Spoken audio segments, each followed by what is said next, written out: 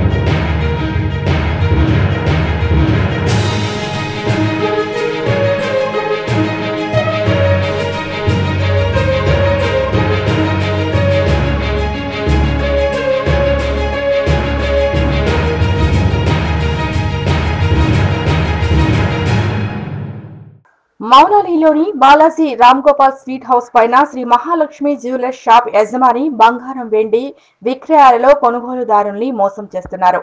ప్రభుత్వ ఆదేశాలను బేఖాతరు చేస్తున్నారు. హాల్మార్క్ ఆభరణాలను విక్రయించాలనే నిబంధనలను తొంగలో తొక్కుతున్నారా అంటే అవుననే సమాధానం వినవస్తోంది. హాల్మార్క్ కనిపించడం లేదని తెలుస్తోంది. కొనుగోలుదారులకు కొటేషన్ ఇస్తూ జీఎస్టీ బిల్లు లేదు, సిజిజిఎస్టీ బిల్లు లేదు. ఈయన మీద ఐటీ డిపార్ట్మెంట్ పోలీసు అధికారులు చర్యలు తీసుకోవాలి.